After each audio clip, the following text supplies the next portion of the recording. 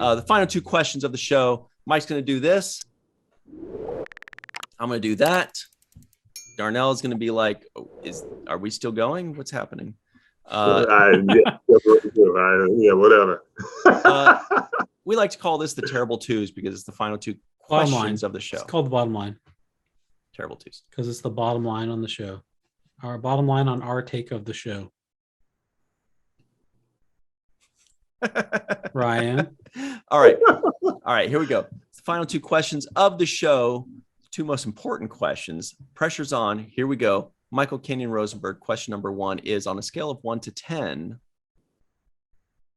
what would you give this first episode of Living Single?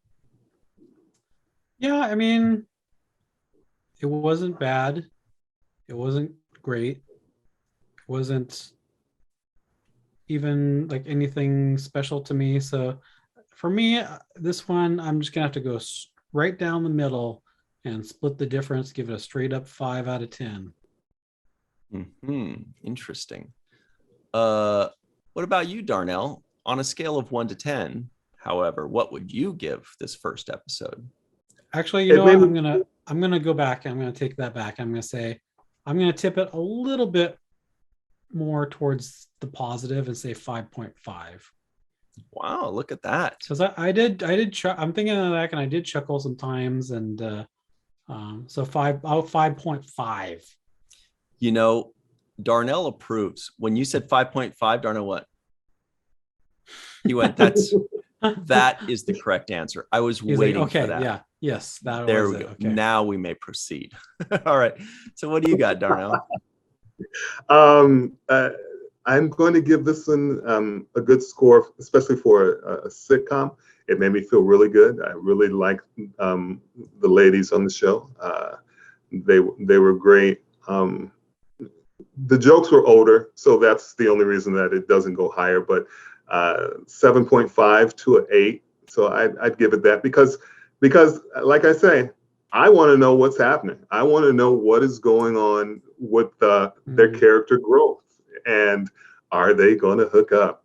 This is what I want to know. What's happening? WTF? 7.75 then, or yeah, was it 7? You said, which one? Where are we going with that? I would go. I'm going to go an 8. I'm going to give. Whoa! The Michael Rosenberg school of bumping things up at the last second. All right. I learned it from you. All right. I learned it by watching you. That's an old drugs commercial.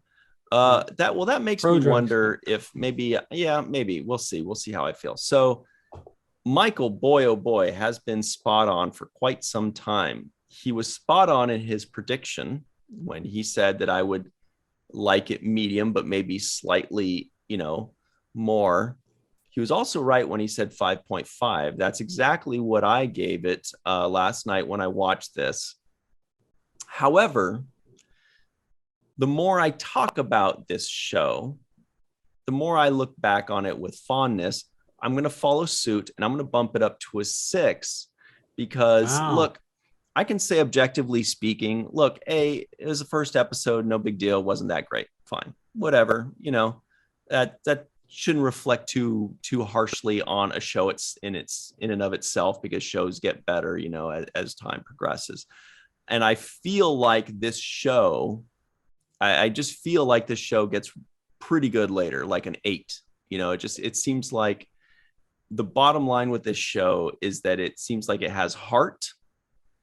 And it seems like the theme is sisterhood. Or loving your friends. That's what it seems like. This final scene was maybe my favorite. They're all in their PJs except for the lawyer later, whatever she was, Maxine.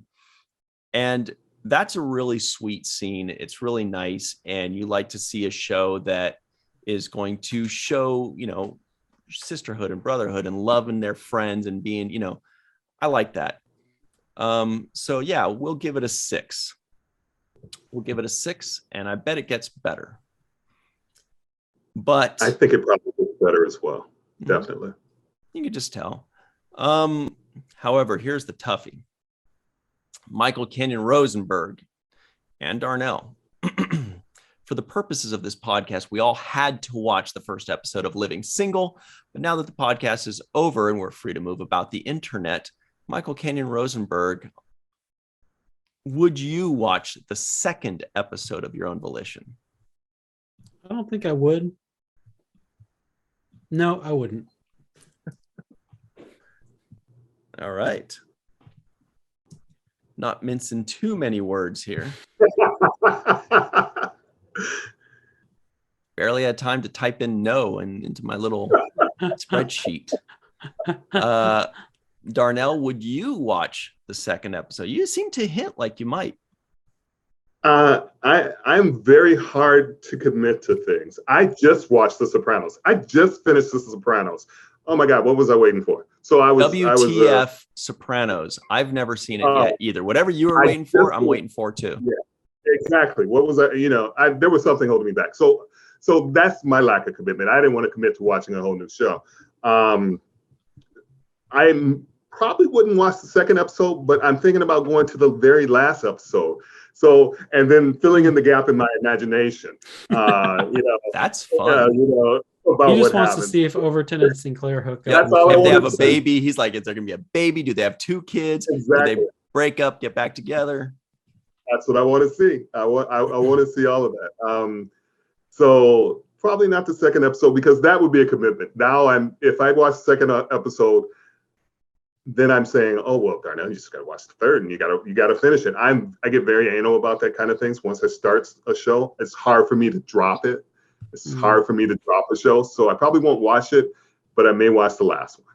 I may check it out. So unless Queen Latifah or Kim Coles or Kim Fields and I don't know the other young lady's name. I'm horrible at names. If they want to tell me what happened, that'd be good too. So Well, I would not watch the second episode either. Just no reason to, although it feels like if it were on, I'd be curious to see how it develops. And when Darnell said watch the last episode, I was like, I would actually like to see the last episode too, just to see how it all turns out. Maybe like what breaks him up at the end, like, oh, it's time to get married and I've got a plane to catch. I'm moving to Ohio to open up my law firm, or what, all these interests. It'd be nice. There's probably got a really nice bittersweet moment in that final episode. It might be nice to watch that, but I've got no reason or need to watch the second episode. And I know everybody's going to say, dude, but you just said it gets better. Yeah, but it's hey, that's it for us. I don't know. I like just looking at this picture and seeing all 4 of them happy, though.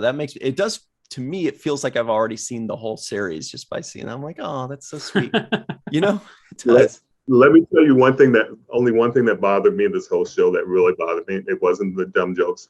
It was at the end of the show, in that very scene that you have on the background, the Temptations start playing, and somebody says, "Hey, do you remember this?" I'm like, "What? Do you remember this? This is the Temptations. This is my girl. How do you not remember this? When did it go away?" Exactly. So that bothered me. That bothered me. And I know it's just a sitcom line. They had to say it. It was written that way. They had to say it.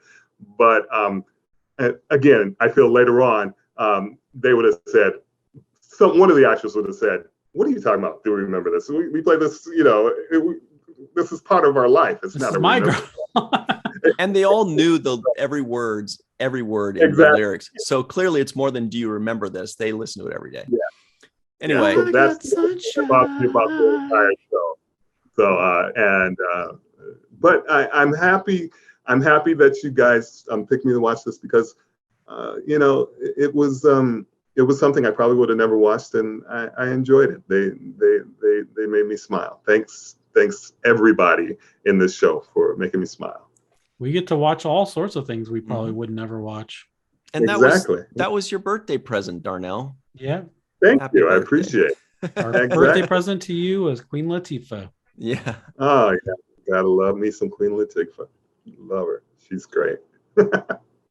So everybody at home, if you'd like us to review a show, Sometimes we crap on a show if it's not very good. Sometimes we go, it made me very happy, but we're only going to give it average marks. You know, who knows what's going to happen? Just say WTF, type in WTF and whatever the show is, and we will take it under advisement. And that's about it for us. So this podcast was like living single, right? It was like hanging out with people that you really enjoy talking with and wishing our good friend Darnell a happy birthday after knowing him for like 15 years or something. This podcast was like sunshine on a cloudy day. I almost screwed up the lyrics. We knew I it. should have sang, I got sunshine. Good one. Good one. What do you think, Darnell? What was this podcast? This podcast was a great way to spend my birthday. Thanks, guys, for inviting me. We did it. Now, everybody at home is like, barf. You guys stop kissing each other's asses. All right. We'll never stop. We'll never. All right. Here we go. So thank you very much. Darnell, you are awesome. We really appreciate you. Everybody at home, remember what Mr. Michael Kenyon Rosenberg always likes to say. Every show we do, I always like to say, happy birthday, Darnell Davis. And then I also like to remind people to just go ahead and register to be an organ donor on Donate Life. Just go do it. Stop being a baby about it. Just go register so that your organs get some use after you're dead. And I also quite enjoy saying, reminding people to don't forget to remember to not forget to watch the first of things, the end. All right, now freeze frame like we're one of those ladies. Nope. I don't think so. Nope. No. Yeah. No.